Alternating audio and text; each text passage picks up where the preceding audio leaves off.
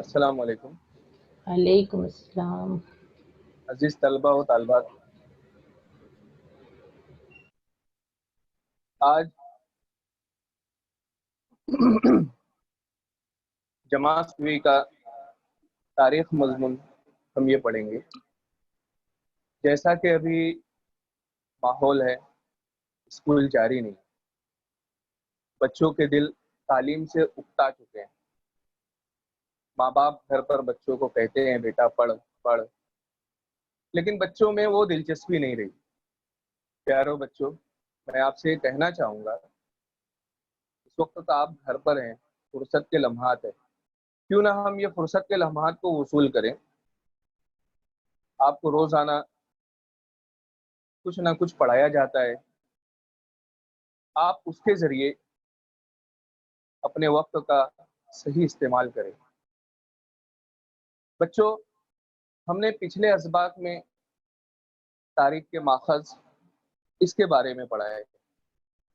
अहद उस्ता के भारत की तारीखी माखज को पहचाना कि जातबंदी किस तरह की जाए, ये हमने तारीख नवीसी में माखज की अहमियत को पहचाना। उसके बाद हमने तारीखी माखज की हिफाजत किस तरह की जाए, ये हमने सीखा है। आमतौर पर लोग सैर व तफरीह के लिए तारीखी मुकामात पर जाते हैं तो अपना नाम तहरीर कर कर आते हैं। इस तरह नहीं करना चाहिए। अगर आप अपना नाम वहाँ तहरीर कर रहे हो, एक याददाश्त तो वहाँ छोड़ कर जा रहे हो, तो आप अपने तारीखी माखज की हिफाजत में हिस्सा नहीं ले रहे हो। उसी तरह हम शिवाजी महाराज के अहद से कबल भारत में मुख्तलिफ हुकूमतों और इनके हुकूमत करने के तरीके और उनकी हुकूमत से उस वक्त के भारत पर क्या असर हुए, ये हमने पढ़ा है। मुगलिया दौरे हुकूमत किस तरह शुरू हुआ, किस तरह उस दौर को उरूज हासिल हुआ और फिर किस तरह जवाल हुआ। अब हम शिवाजी महाराज से कबल के महाराष्ट्र, इसके बारे में आज जानकारी हासिल करेंगे। आइए अब हम स्क्रीन के जरिए, पीपीटी के जरिए हम इस सबक को समझते हैं।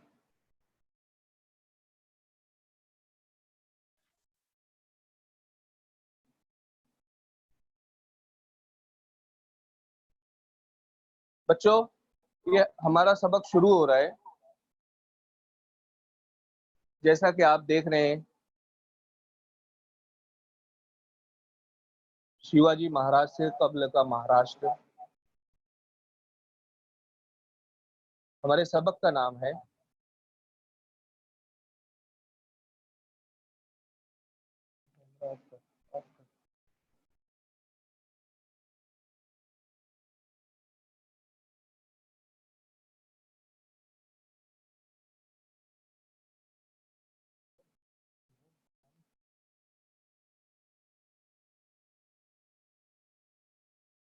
सत्रहवीं सदी ईस्वी के आगाज में महाराष्ट्र के ज्यादातर इलाके अहमदनगर। अब देखिए, महाराष्ट्र में जिला अहमदनगर कहाँ है, हम ये देखते हैं। ये यहाँ पर अहमदनगर है, ये अहमदनगर जिला है। अहमदनगर के कौन थे? निजाम शाह, यहाँ पर इनकी हुकूमत थी। और बीजापुर के आदिल शाह, ये बीजापुर कर्नाटक रियासत में आता है। ये इन इलाकों पर इनकी हुकूमतें थी। खानदेश में मुगलों की आमद हो चुकी थी। जुनूब में अपनी हुकूमत को वसअत देना इनका मकसद था। जैसा कि आप लोग जानते हैं, कोई भी राजा जब किसी इलाके पर हमला करता है यहाँ या वहाँ अपनी हुकूमत की बुनियाद डालता है, तो उसका मकसद ये होता है कि वहाँ पर उसकी हुकूमत किस तरह मुस्तहकम हो। उसके लिए वो वहाँ पर काश्तकारी है, तिजारत है, इन सब चीजों को फरोग देता है। तो उस वक्त के जो बादशाह थे वो अपनी हुकूमत को मुस्तहकम बनाने के लिए उन इलाकों पर तिजारत, ज़राअत, महसूलात, इन सब चीज़ों पर बहुत ही खास तवज्जो देते थे। कोकन के साहिली इलाकों पर अफ्रीका से आए हुए सिद्दियों की बस्तियां थी। अब ये हम देखते हैं कोकन कहाँ है। ये जो जगह है ये कोकन है।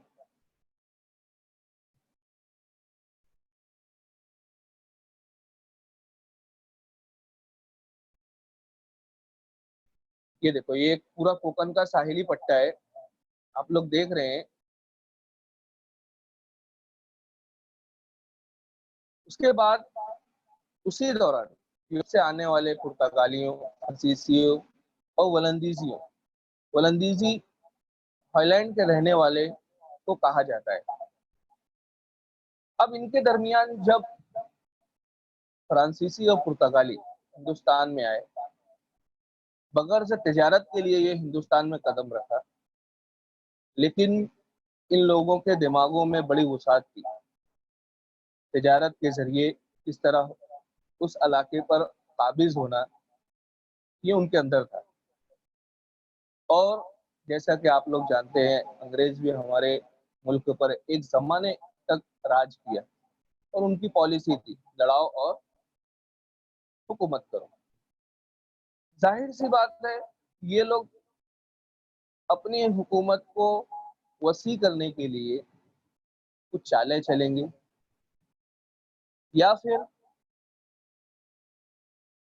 फिर कुछ ऐसी सियासी पॉलिसियां इख्तियार करेंगे जिसकी वजह से इनके दरमियान रस्साकशी होगी, लड़ाई का माहौल होगा। उस वक्त बच्चों, आप लोग बता सकते हो वो लोग कैसे आए होंगे हिंदुस्तान? हवाई जहाज से, ट्रेन से, बस से कैसे आए होंगे हिंदुस्तान? पुर्तगाल कहाँ है, फ्रांस कहाँ है, बरतानिया, ये कहाँ है? यहाँ से हिंदुस्तान वो लोग कैसे आए होंगे? आप बता सकते हो? नाव से सर। किससे बेटा? हाँ, ये लोग पानी के जहाज से आते थे। बच्ची ने नाव कहा, करीब है जवाब उसका, सही से करीब है, लेकिन ये लोग बहरी जहाजों पर हिंदुस्तान आए। अब इन्होंने कारोबार तो किया, लेकिन कारोबार के साथ साथ यहाँ पर उन लोगों ने बड़े बड़े गोदाम बनाए। मगरिबी साहिल पर वाक़े गोवा और वसई मुंबई से करीब है। नाला सुपारा, मीरा रोड, फिर उसके मीरा रोड, नाला सुपारा, फिर वसई आता है। इन इलाकों पर पुर्तगाली कब्जा कर चुके थे। दूसरी तरफ अंग्रेजों और फ्रांसीसियों, इन लोगों ने अपनी तिजारती कंपनियों को बढ़ावा देने के लिए गोदाम, बड़े बड़े गोदाम बनाए ताकि अपने माल तिजारत को वो महफूज कर सके। जाहिर सी बात है, गोदाम बनाने के लिए, गोडाउन बनाने के लिए बड़ी जगह दरकार होती है। जगह के हुसूल के लिए इनमें आपस में लड़ाइयाँ होती हैं। अब अगर हमारे मोहल्ले में कोई ऐसा घर हो या कुछ लोग हो आपस में लड़ाई करते हो बार बार, तो क्या होता है? मोहल्ले वाले कैसा महसूस करते हैं या हमारी सोसाइटी वाले कैसा महसूस करते हैं? उनकी वजह से उन लोगों को कुफ्त होती है, उलझन होती है, यार ये लोग क्या करते हैं यार, दिन रात करते रहते हैं, जब देखो जब लड़ाई झगड़ा, कुछ और काम है कि नहीं इनको? तो उस इलाके के लोग भी इस चीज से डरे हुए थे। अब उन लोगों ने अपने आप को, खुद को महसूस करने के लिए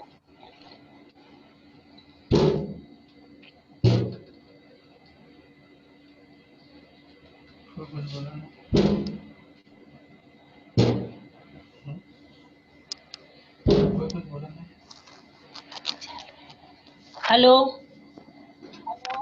थोड़ा सा, हाँ एक मिनट एक मिनट, ये देखिए अब उन लोगों ने एक दूसरे पर बालादस्ती कायम करने के लिए, मैं बड़ा हूं, मेरी सुनो, मेरी मानो, इसके लिए आपस में खिंचाव पैदा हुआ, तनाव की सूरत पैदा हुई। इस वजह से महाराष्ट्र के जो लोग थे उनके अंदर अदम इस्तेहकाम, अदम तहफ़्फ़ुज़ पैदा हुआ। अब हर इलाके के लोगों की एक खास बात होती है, जैसे हमारे हिंदुस्तान में मेवात के लोग, ये आप पगड़ी बांधते हैं सर पर। कुछ इलाके के लोग एक खास किस्म की टोपी पहनते हैं, लेकिन अंग्रेज और पुर्तगाली और फ्रांसीसी लोग ये अपने सरों पर एक खास किस्म की टोपियां पहना करते थे। इनकी टोपियों की वजह से इनको टोपकर कहा जाता था। क्या कहा जाता था? टोपकर। अब इधर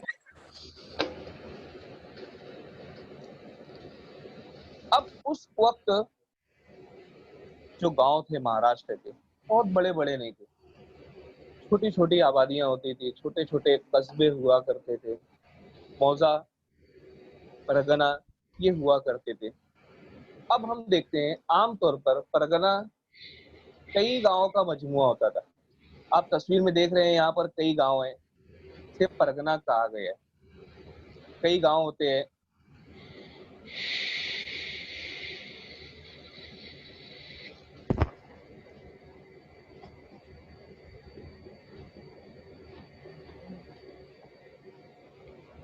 अब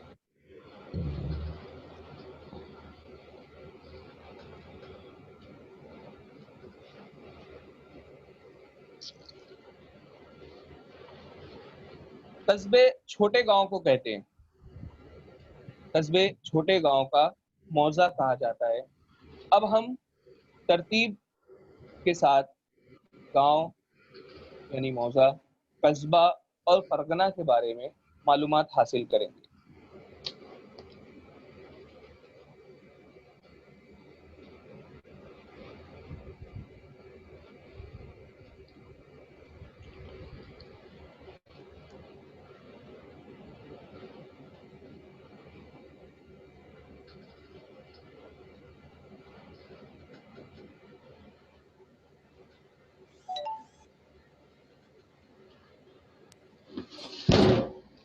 शिवाजी महाराज से कब्ल आवामी जो बस्तियां थी, आवाम और हुक्मरानों के दरमियान राब्तेकार ऑफिसरान हुआ करते थे, जो बाजार होते थे और कारीगर वगैरह, इनकी नौइयत के समझने के लिए गांव, मौजा, कस्बा और परगना जैसे जोग्राफियाई मुकामात से तारुफ हासिल करना जरूरी है। परगना कई गांव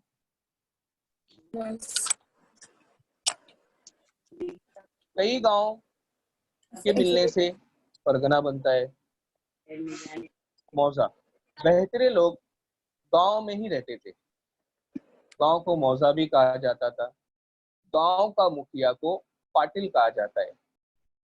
उस वक्त जो गांव का बड़ा होता था, मुखिया होता था, उसे पाटिल कहते थे। गांव के लोगों को ये कहा जाता था, या उस वक्त जो गांव का पाटिल होता था वो उनसे अपनी जमीनों पर फसलें ज्यादा उगाएं, वो उन्हें इस बात की तरजीह दिया करते थे। अब अगर गांव में कोई झगड़े और तनाज़े हो जाए और उसको सुलझाने का, उससे निमटने के लिए पाटिल का इस्तेमाल किया जाता था। उसमें पाटिल का अहम रोल हुआ करता था और ये जिम्मेदारी गांव के पाटिल की थी। उसके बाद पाटिल को इस कामों में कुलकर्णी मदद किया करता था। जाहिर सी बात है, एक अकेला आदमी बहुत सारे काम नहीं कर सकता, उसको अपने मदद के लिए एक डिपोटी की जरूरत पड़ती है। तो कुलकर्णी का काम जो महसूलात जमा होती थी उसका इंदराज करना होता था। उस जमाने में भी जो टैक्स दिए जाते थे उसका इंदराज होता था। हम ये ना समझे कि उस जमाने के लोग पढ़े लिखे नहीं थे, तो जो टैक्सेस जमा होते थे तो उसकी कोई इंदराज हुआ करता था या लिखा लिखा पढ़ा जाता था, ऐसा नहीं है। उस जमाने के लोग भी इन सब चीजों का रिकॉर्ड महफूज रखते थे। गांव में मुख्तलिफ कारीगर हुआ करते थे। खानदानी रिवायत के मुताबिक उनको पेशे से मुतालिक हुकूक हासिल थे। कारीगरों की खिदमत के एवज इन्हें किसानों से अनाज की शक्ल में कुछ हिस्सा मिल जाता था, जिसे बलौते कहते थे। ये देखिए आपके सामने पाटिल साहब आए हैं। अब ये कुलकर्णी ऐसे हुआ करते थे।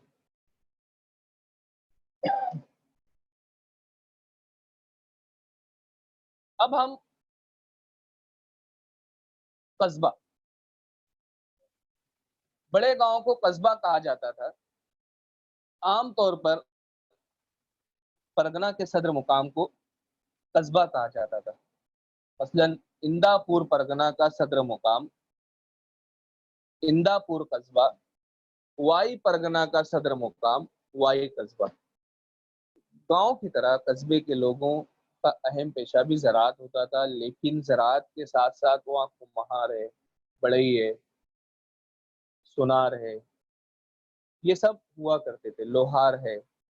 ये सब लोग अपने खानदानी पेशे से मुंसलिक होकर काम करते थे। अब महाजन बाजार के वतनदार हुआ करते थे। हर गांव में बाजार नहीं होते थे, क्योंकि गांव ही छोटे छोटे होते थे, 3-4 मकानात होते थे उसमें। उसमें क्या वो बेचारे लोग बाजार लगाएंगे। जैसे आज भी किसी किसी गांव में हफ्ते का बाजार हुआ करता है। हमारे शहर में जुमा के दिन बाजार भरते हैं, राजा बहादुर का बाजार। यहाँ पर एक राजा हुआ करता था उस जमाने में। वो अपने जो उसका जो भी देवड़ी थी, महल था, उसके बाहर वो बाजार लगाता था। तो आज भी हम देखते हैं जुमा के दिन वहाँ बाजार भरते हैं। गांव में बाजार बसाने की जिम्मेदारी छीटे और महाजन की हुआ करती थी। आज भी आप लोग देखे होंगे बाजार में सबके बाकड़े की जगह फिक्स होती है, जिसके लिए उन्हें हुकूमत से जमीन और गांव वालों की तरफ से कुछ हुकूक मिला करते थे। बाजारों का हिसाब किताब देखने का काम महाजन करते थे।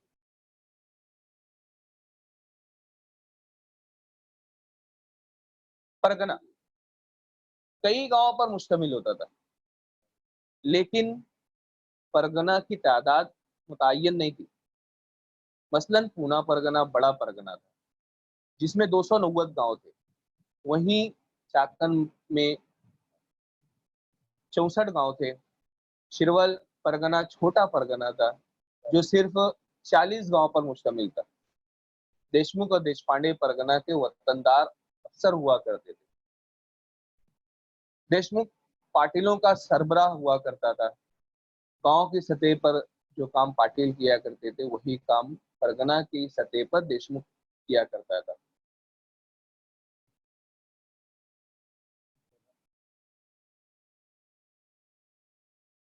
अफसरान, आवाम और हुक्मरानों के दरमियान राब्ते की कड़ी थी। परगना के गांव पर किसी आफत आने या कहत जैसे हालात पैदा होने की सूरत में हुक्मरानों तक आवाम की बात पहुंचाने का काम वतनदार किया करते थे। अब ये कहत क्या है? अभी गुज़िश्ता कई सालों से बारिश हो रही है, तो कहत जैसी सूरत नहीं है, कहत जैसी सूरत हाल नहीं है।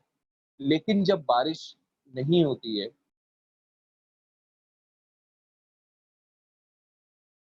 जब बारिश नहीं होती है, आस पास के गांव में पानी की किल्लत पैदा होती है, उस सूरत में मवेशी, फसलें, ये सब तबाह हो जाती है।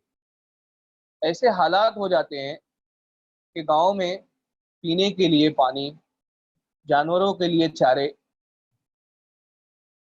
जानवरों के लिए चारे वगैरह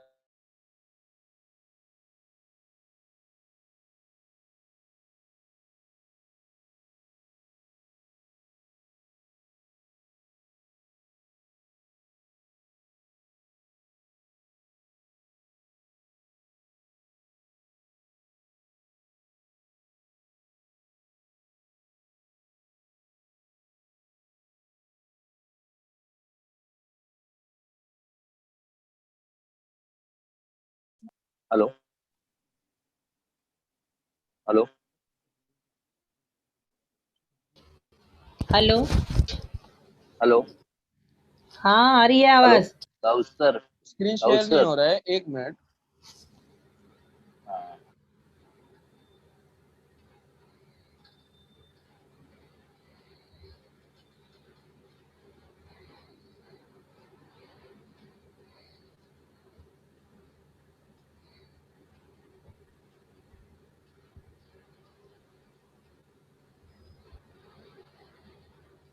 हाँ, एक मिनट, थोड़ा सा प्रॉब्लम आ गया था, स्क्रीन शेयर नहीं हो रहा था, अब हो रहा है।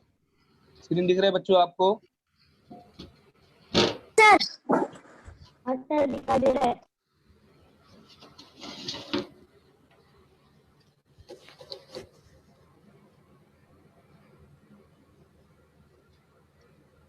कभी कभी वो आवाम से ज्यादा पैसे वसूल करते थे, पैसों को हुक्मरानों तक पहुंचाने में जानबूझकर देर करते थे। इस सूरत हाल से आवाम को बड़ी परेशानी उठानी पड़ती थी।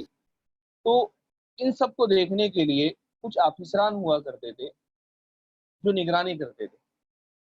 तहत की मुसीबत ज़राअत बारिश पर मुनहसर होती थी। बारिश ना होने की सूरत में हालात बहुत ही ख़राब हो जाते थे। गल्ला और अनाज की कीमतें बढ़ जाती थी, जानवरों को चारा नहीं मिलता था, लोगों के लिए गांव में रहना मुश्किल हो जाता था। इसलिए वो गांव छोड़कर नक्ल मकानी पर मजबूर हो जाते थे। एक बड़ी मुसीबत और आफत का ख्याल करते थे। महाराष्ट्र में एक ऐसा ही कैद 1630 में पड़ा था। इस कहत की वजह से लोग बहुत खौफजदा हो गए थे।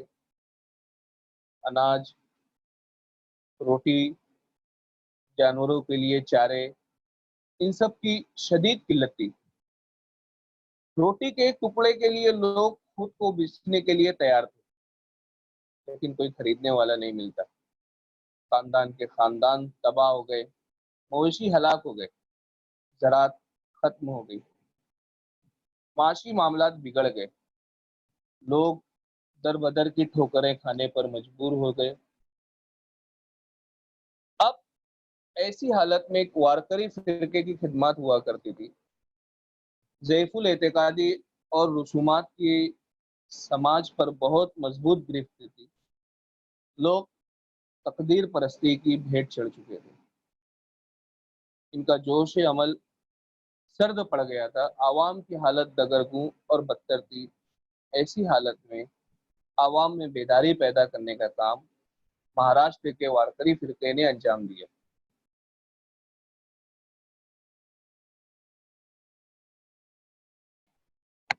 उस वक्त कुछ संतों ने बहुत अच्छी खिदमत अंजाम दी।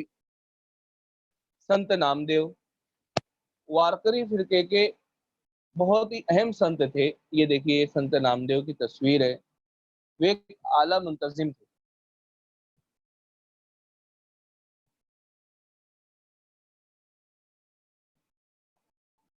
बहुत ही उम्दगी से कीर्तन गाते थे। अपने कीर्तन के जरिए हर जात के मर्द व जन को मुत्तहिद करके उन उनमें मसावात के जज्बे को बेदार किया। कीर्तन के रंग में डूब कर नाचे, ऐसा उनका कहना था। सारी दुनिया में इल्म के दीप जलाएं, ये उनका अहद था। उनके अभंग मशहूर हैं। इनकी तालीमात ने बहुत से दीगर संतों और आवाम पर गहरा असर डाला। उन्होंने तबलीग करते हुए पंजाब तक जा पहुंचे। उन्होंने भागवत मजहब के पैगाम को गांव-गांव पहुंचाने का काम किया। पंढरपुर में विठल मंदिर के सदर दरवाजे के सामने संत चौखा मेला की समाधि तामीर की ये इनका एक नाकाबिले फरामोश वाकया है। संत ज्ञानेश्वर ये भी उस वक्त के मशहूर संत थे, वारकरी फिरके के अहम संतों में थे। इन्होंने संस्कृत किताब भगवत गीता, ये देखिए ये संत ज्ञानेश्वर है, ये इनकी तस्वीर है। अब इनकी किताब भावार्थ दीपिका यानी ज्ञानेश्वरी की तख्लीक की। इसी तरह उन्होंने अमृत अनुभव नामी किताब भी लिखी। अपनी किताब में अभंगों के जरिए भक्ति मार्ग की अहमियत को वाज़ेह किया। एक आम इंसान भी अमल कर सकता है, उन्होंने ऐसी तालीमात दी। वारकरी फिरके को एक अच्छा वक़ार अता किया। इंतहाई नासाजगार हालात में जिंदगी गुजारने के बावजूद संत ज्ञानेश्वर उन्होंने सब्र और ज़ब्त का मुजाहरा किया।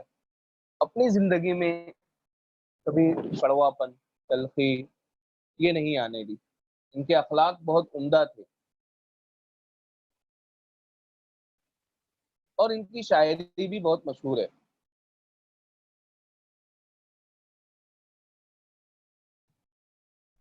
संत एकनाथ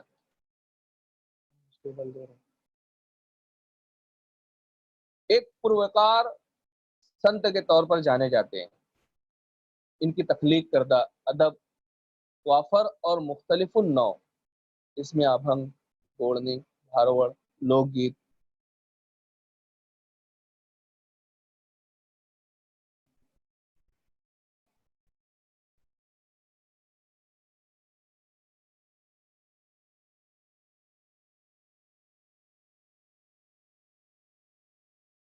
वगैरह शामिल है।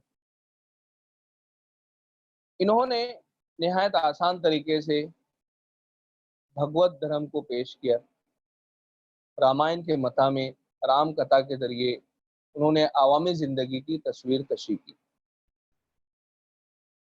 इनके अभंगों में मोहब्बत, अपनाइयत की चाशनी पाई जाती है। उन्होंने अपने जाती सुलूक और रवैये के जरिए लोगों को दिखाया। जाहिर सी बात है, जब कोई आदमी अच्छा हो और उसके अखलाक अच्छे हो तो लोग उसकी तरफ अट्रैक्ट होते हैं।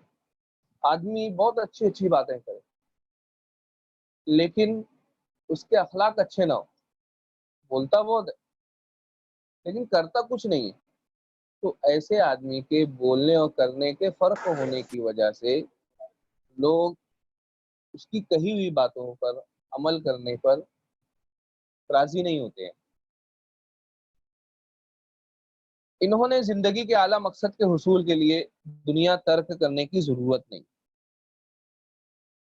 यानी उस वक्त जो साधु संत होते थे वो दुनिया से दूर जंगलों में चले जाते थे, किसी पहाड़ की गुफा में या किसी वादी में या किसी नदी के किनारे चले जाते थे। इन्होंने इस चीज का इनकार किया। हमारी मराठी जुबान किसी दूसरी जुबान से कमतर नहीं है, उनका मानना था। संस्कृत जुबान के पंडितों से सख्त लहजे में पूछा, संस्कृत जबान अगर भगवान की जबान है तो क्या प्राकृत चोरों की जबान है? उन्होंने दूसरे मजाहिब से नफरत करने वालों पर सख्त तनकीद की कि हम अपने मजहब को माने और दूसरे मजहब पर तनकीद ना करें। संत तुकाराम, आपने इनकी तस्वीर देखी होगी किताब वगैरह में। ये पूना के नजदीक देहू के रहने वाले थे। इनके अभंग शानदार और खुशियों से पूरे। इनके अभंगों में निहायत आला किस्म की शायरी पाई जाती है। Yes sir. अब ये देखिए संत तुकाराम। तुकाराम की किताब गाथा मराठी जबान का अनमोल फुर्सत है। वो कुचले हुए मजलूमों में खुदा का जलवा देखने की नसीहत करते, जो ऐसे लोग परेशान थे, समाज के सताए हुए, माशी तौर पर परेशान, ऐसे लोगों को वो ढारस दिया करते थे। और वही सही मानों में साधु होता है, और ये जान लीजिए कि वही खुदा होता है जो मुसीबत के मारे हुओं को अपनाता है। इनके नजरियात के पेश नज़र लोगों में दिए हुए कर्ज के अपने तमाम कागजात इंद्रायणी नदी में बहाकर कई खानदानों को कर्ज से नजात दिलाई। पहले के ज़माने में अगर किसी आदमी पर कर्ज हो जाता था और वो कर्ज अदा करने की उसमें नहीं होता था, कर्ज अदा ना कर पाए, ऐसी पोजीशन में हो, तो वो आदमी अपने घर के कागजात को गिरवी रखता था। अब अपनी ज़मीनों के कागजात को उसे जमा कराना पड़ता था जिससे कर्ज लिया है। अब अगर वो कर्ज ना लौटा पाए तो क्या होगा? ये जो ज़मीन है जिससे उसने कर्ज लिया, ये उसकी हो जाएगी। इस तरह वो आदमी जिसने कर्ज लिया वो पहले ही मकरूज है, अब और बर्बाद हो गया। उन्होंने इस चीज को लोगों को समझाया। ऐसे लोगों का जिनका कर्ज बहुत था, उस वक्त के इलाके में, उस वक्त जो उस इलाके में नदी थी, उस इलाके में जो नदी थी उसमें उन्होंने बहाया उसके कागजात को। उन्होंने अकीदत को अखलाक से जोड़ा। मुनाफकत और ज़ईफुल एतकादी पर कड़ी तनकीद की। जोड़ो नया धन उत्तम देवहारे, उदास विचारे वेच करी। इस तरह उनकी तालीमात को संस्कृत में मुख्तसरन बयान किया गया। बदख्वाह लोगों ने संत तुकाराम की अवामी बेदारी कोशिशों की मुखालफत की। जाहिर सी बात है, कोई आदमी अच्छा काम कर रहा हो तो लोग उसे अच्छा करने भी नहीं देंगे। जब आप कुछ अच्छा करने जाओगे तो आपकी मुखालफत भी होगी, लेकिन हमें पीछे नहीं हटना है। अगर हम कोई अच्छा कदम उठाएं तो हम अपने कदम को मजबूती से आगे बढ़ाते रहें। ये दलील देकर उन्होंने तुकाराम की शायरी की ब्याजें इंद्रायणी नदी में गर्क कर दी। जब आदमी किसी का दुश्मन होता है जब आदमी किसी का दुश्मन होता है तो उसकी जमा की हुई उसकी जो भी चीजें हैं उससे नफरत करता है और उसे नुकसान पहुंचाने की कोशिश करता है। तो लोगों ने भी यही किया। इनकी जो शायरी की ब्याजें थी, उस वक्त लिखना और लिखी हुई चीजों को महफूज रखना ये बहुत अहम चीज मानी जाती है। संत तुकाराम ने है सब्र के साथ इनकी मुखालफत का जवाब दिया। इनके शागिर्द, इनके मुआविरीन सिर्फ उनके जात के नहीं थे, बल्कि मुख्तलिफ जातों के थे। इनमें कुछ अहम नाम नाओजी माली, गवर्नर शीटवानी, संताजी जगनाडे, श्यूबा कासार, बहनाबाई तेवरकर, महाजी पन्नत कुलकर्णी वगैरह हैं। गंगाराम पन्नत मवाल और संताजी जगनाडे ने संत तुकाराम के अभंगों को तहरीर करके महफूज कर दिया। नदी में बह जाने के बाद उन्होंने अपने इन साथियों से दोबारा तहरीर करवाया और उसे महफूज करवाया। ये इनका एक बहुत बड़ा कारनामा था।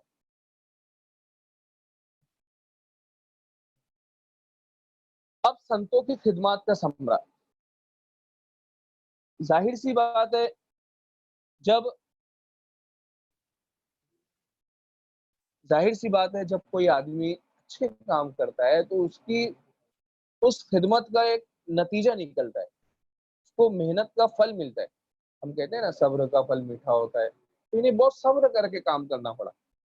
अब इस सब्र का नतीजा ये निकला, इंसानियत और आदमियत के लोगों को तालीम दी। उन्होंने एक दूसरे से मोहब्बत करना और यकजहती के साथ रहना सिखाया। कारनामों की वजह से आवाम में बेदारी और शऊर पैदा हुआ। जब कुदरती आफात, कहत और खुश्क साली जैसे हालात होते थे तो लोग एक दूसरे का सहारा बनते थे। इनके सहारों की वजह से लोगों में उम्मीदें कायम होती थी, लोगों में खुद एतमादी पैदा होती थी। समाज में जब मजहब इन्हितात पजीर था, ऐसे वक्त में संतों ने आगे बढ़कर समाज को तहफ्फुज़ फराहम किया, मजहब के सही मानों से वाकिफ कराया, लोगों के बीच रहकर इनके सुख दुख मालूम करके भक्ति मार्ग की हिमायत की। अब जाहिर सी बात है, उस वक्त कुछ शिद्दत पसंद लोग भी थे, वो इसकी मुखालफत करते थे और इस मुखालफत को बर्दाश्त करना भी अपनी जिम्मेदारी समझना चाहिए। तुका कहता है वही संत है जो दुनिया के दिए हुए सदमों को बर्दाश्त करता है।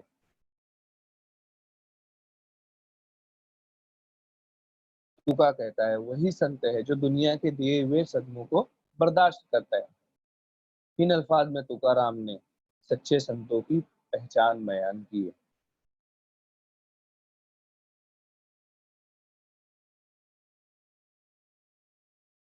रामदास स्वामी स्वामी मराठवाड़ा के जाम्ब गांव के रहने वाले थे। उन्होंने कमसिनी की इबादत की अहमियत को वाज़ेह किया। मराठा तत्वों का महाराष्ट्र धर्म वाड़वा, इनका ये पैगाम मशहूर है। उन्होंने दास बोध, कोरोना के मनाचे शलोक नामी किताबों के जरिए आवाम को अमली तालीम का दर्स दिया। अवामी तहरीक और तंजीम की अहमियत को लोगों में उजागर किया। उन्होंने स्मिर्त फिरके की बुनियाद डाली। चाफल इनके फिरके का मरकज था। उन्होंने राम और हनुमान की परस्तिश की तबलीग की।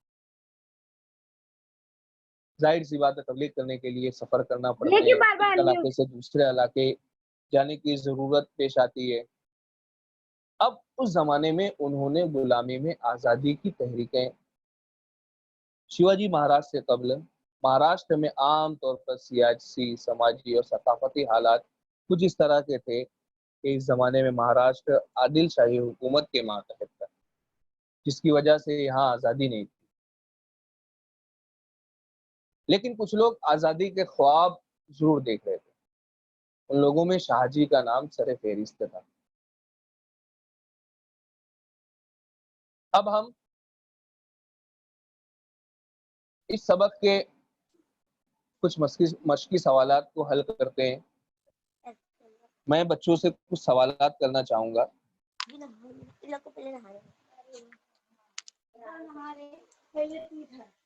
बच्चों, आप जवाबात दोगे? हाँ सर। हाँ सर। मेरी आवाज आ रही है आपको? Yes sir.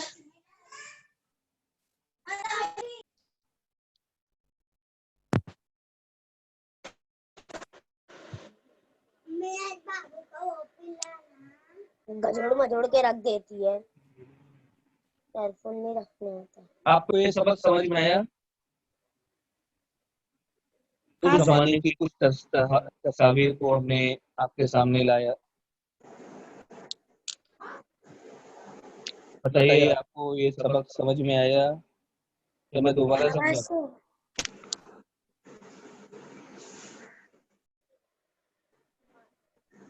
कोकन के, अब मैं एक सवाल करता हूँ। कोकन के साहिल पर अफ्रीका से आए हुए लोगों को क्या कहते हैं? क्या कहते थे?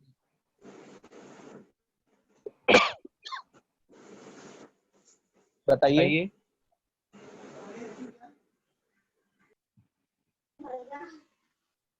आपके पास किताब है? किताब में मशकी सवालात लिखे हुए हैं, वहाँ पर खाली जगह है। आपको किताब से जवाब ढूंढ कर लिखना है। अमृत अनुभव के मुसन्निफ कौन थे? सर सवाल बोलो। अमृत अनुभव के मुसन्निफ कौन थे? बोलिए। अच्छा, एक बात बताओ, संत तुकाराम का गांव कौन सा था?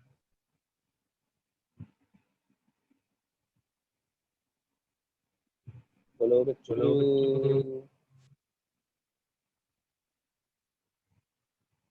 उस पर आवाज देखो यहाँ यहाँ पढ़िए, संत तुकाराम संत का गांव तुकाराम कौन का सा गांव था? कौन सा था? देहू। हाँ, हाँ, देहू। देहू। देहू किधर देहू था? किधर था? किसके बता करीब? किसके दो। करीब था? पूना। ना, बहुत ना, अच्छे, बहुत ये अच्छे, जवाब ये मिला। जवाब मिला। ठीक है बच्चों, ठीक है बच्चों,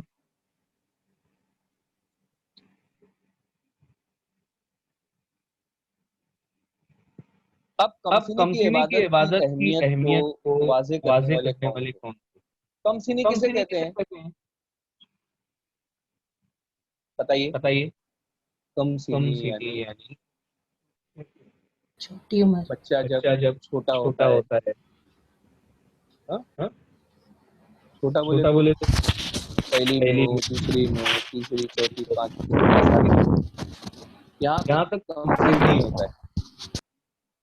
तो तो कमसिनी कमसिनी की की इबादत इबादत को को अल्लाह पाक भी बहुत पसंद फरमाते हैं। उसी के साथ साथ जवानी की जो इबादत होती है, अल्लाह पाक उसे भी बहुत पसंद फरमाते हैं। तो कमसिनी की इबादत की अहमियत को वाज़ेह करने वाले कौन थे? आपके स्क्रीन पर जवाब है, आप पढ़िए और जवाब रामदास। दीजिए। मराठा तिरुका मिटरवावा। क्या रामदास बोली स्वामी। बेटा? रामदास स्वामी। स्वामी। ओके, अब देखिए, अपने अल्फाज में मालूमात और कारनामे लिखिए। संत नामदेव के कारनामे क्या है? आपको अपने अल्फाज में बयान करना है। संत एकनाथ के कारनामे क्या है? आपको चंद जुमले में कहना है।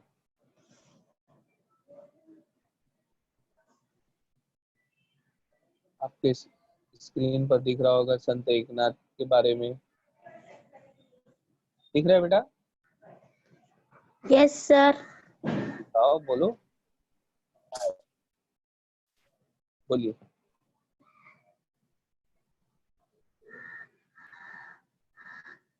एक कोई भी अच्छी बात संत एकनाथ की बता दो जो उन्होंने कहा हो, या कोई एक अच्छी उनका कॉल इसमें भी लिखा हुआ है, या कोई एक किताब का नाम बता दो उनका।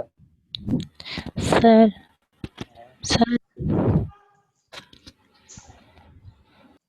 इनके अभंगों में क्या खास बात थी? इनके अभंगों में मोहब्बत और अपनाइयत की चाशनी पाई जाती है। इनके अभंग में ये खास बात थी। समझ में आ रही है बेटा बात?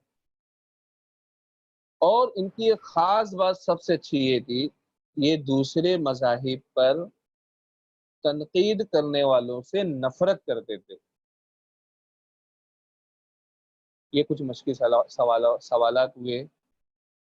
अब आप किताब में जो मश्क दी हुई है उस सवाल के जवाब तहरीर कीजिए। मुझे उम्मीद है कि आपको ये सबक समझ में आ गया होगा।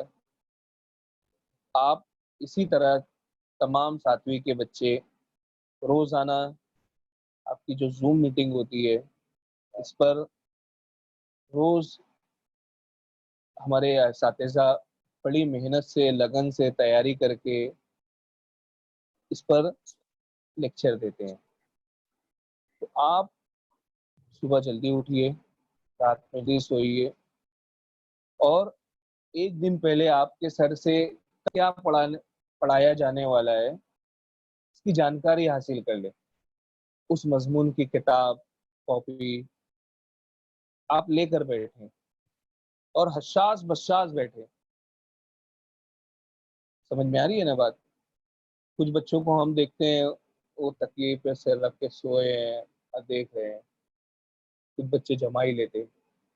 बेटा ये अच्छी बात नहीं है। आपको ऐसा जाहिर करना है कि आप क्लास में हो, आपके सर आपके रूबरू हैं।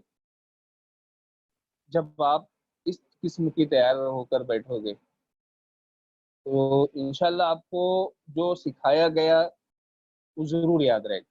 कल मुझे एक बच्चे ने फ़ोन करके कहा, बोले सर वो एक सर कल पढ़ाए थे इंग्लिश का 7वीं को इखलाक सर, बोले वो कुछ बताए थे ना, वो मेरे को याद नहीं है, भूल गया। बोले बेटा क्या भूल गया? बोले वो पिक्चर और वो कहानी का वो था, वो सब था ना बुक में, वो बहुत अच्छा था। बोले अगर वो हमारे सामने रहेगा ना तो हम देख के और आसानी से पढ़ लेंगे। बोले बेटा घबरा मत, हम तुम्हारे साथ है। ये जो लेक्चर हो रहा है ये जल्दी यूट्यूब पर अपलोड किया जाएगा, आप वहां से देख लें। नहीं होता भी है ये, अभी मैंने